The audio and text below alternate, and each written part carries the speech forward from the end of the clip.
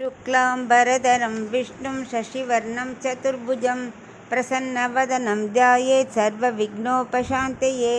यस्तद्विरतवक्त्राद्याः पारिषद्या परशतं विघ्नं निघ्नन्ति सततं विश्वक्सेनं तमाश्रये.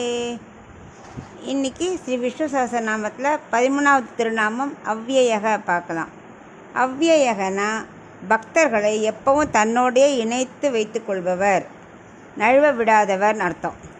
முக்தானா பரமாகதிக்கு பார்த்தோம் இல்லையா, அதை இன்னும் விளக்கிறதா தான் அமைந்திருக்கிறது இனி வரப்போகிற 5 திருநாமங்கள்.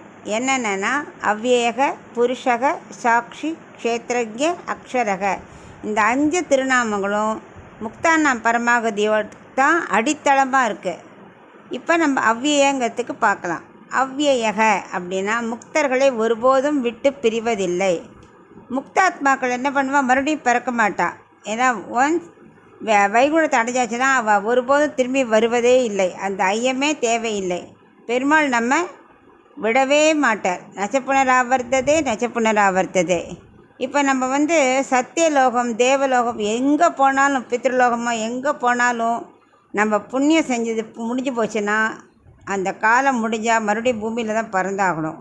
ஆனால் இந்த சம்சாரத்தை தொலைச்சிட்டு மோட்ச மண்டலத்துக்கு போனவா அனாவிருத்தியே. அப்படின்னா என்ன அர்த்தம்? மறுபடியும் பிறப்பதில்லை. ஏன்னா பகவான் ஒவ்வொரு ஜீவாத்மாவையும் தன்னிடம் வரமாட்டானான்னு காத்துட்டுருக்கார். இப்போ நம்ம போகிறத விட அவர் காத்துட்டுருக்கிறது தான் ரொம்ப ஜாஸ்தி. இப்போ ராமலக்ஷ்மண் ரிஷிமுக பருவதம் வந்தார் இல்லையா, அப்போ என்ன பண்ணா சுக்ரீவன், அனுமாரை போய் பார்த்துட்டு வா, அவரோட வாலி அனுப்பிச்ச ஆளாக இருக்குமோ என்னமோ, போய் பார்த்துட்டு வான்னு அனுப்பிச்சான் இல்லையா. உடனே அனுமார் என்ன பண்ணார், தன் குரங்கு ரூபத்தில் வரல, மாற்றிண்டு பிக்ஷ்வாக்கு, அதாவது பிராமண வேடத்தில் வந்தார்.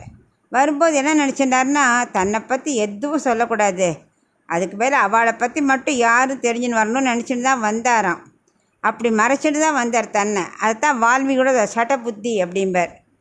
ஆனால் ராமலக்ஷ்மரை பார்த்ததும் அப்படியே எண்ணம் மாறி போயிடுத்து. அவர் அனுமார் தான் தன்னை பற்றி முதல்ல எல்லாம் சொல்ல ஆரம்பித்தாராம். அதான் கடவுள். ஜீவராசிகள் என்ன பண்ணுவார், தம் பக்கம் நன்னா இழுத்துன்றுவார், விடவே மாட்டார். ஸோ இவர் பகவான் இல்லையா, ஸோ இவரை பார்த்தவொடனே அவரோட உண்மையாக எல்லாத்தையும் சொல்ல ஆரம்பிச்சுட்டார் ஆஞ்சநேயர். மறைக்க முடியாது அவர்கிட்ட, பெருமாள்கிட்ட மறைக்க முடியுமா?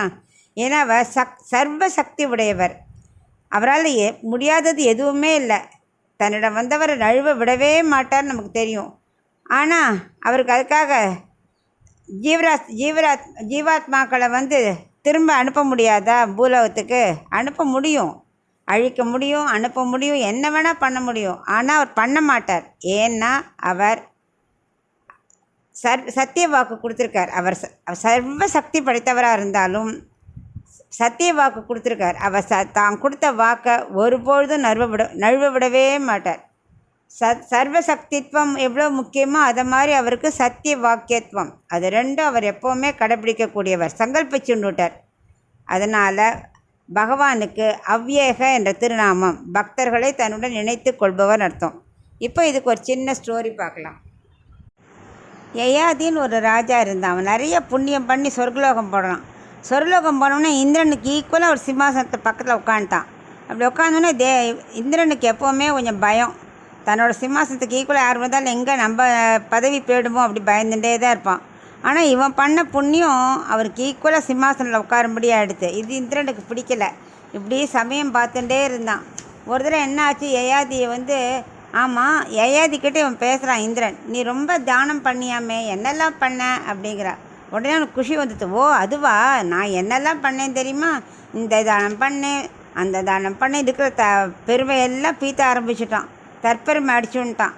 உடனே இந்திரன் சொன்னான், உலகத்திலே அதிகமான தானம் பண்ணுறவர்கள் யாருன்னு கேட்க யயாதி தான் அப்படின்னா. இவன் ரொம்ப பெருமையாக தற்பெருமையாக பேசுகிற அப்படி சொல்லிட்டு மெல்ல அப்படியே அப்படி கீழே தள்ளி விட்டான். ஏன்னா இந்திரலோகத்தை தற்பெருமையை பேச முடியாது. பார்த்தா அவன் நேரம் எங்கே விழுந்தான், யயாதியோடைய பேரன் பிரர்தனன்னு பேர், அவன் யாகம் பண்ணின்னு இருந்தான். அந்த யாகசாலையில் விழுந்தான்.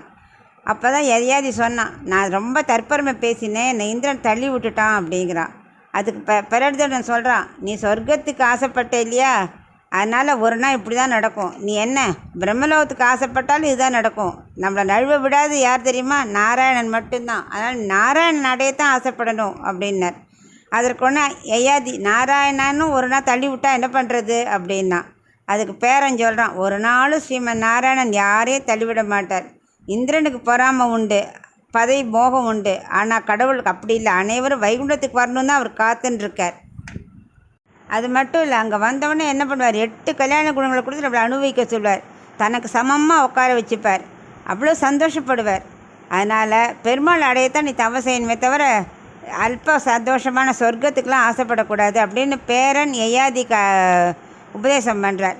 உடனே யயாதி அதை கேட்டு நல்ல மோட்சத்துக்குள்ள பலன் அடையிறதுக்காக தவம் இருந்து சொர்க்கலோகத்தையே விட்டுட்டு மோட்சத்தையே அடைந்தார். அப்படியே ஒரு சரித்திரம் இருக்குது. அதாவது தன்னிடம் அந்த பக்தர்களை நழுவ விடுவதில்லை. அதான் யயானா நழுவ விடுதல், அவ்யயகனா நழுவ விடுவதில்லை. இதுதான் அவ்யயக திருநாமத்துக்கான அர்த்தம். பெருமாள் நம்மை எப்பொழுதும் தன்னுடனே வைத்து கொள்வார், அதுதான் இதுக்கூட அர்த்தம். அதனால் நாமும் அவ்யாய நமகங்கிற திருநாமத்தை தினமும் உச்சரிச்சுட்டே வந்தால் பகவான் இருக்கிற மோட்சத்தை சம்சாரம் முடிஞ்சிட்டு போய் அடையிறது நிச்சயம்.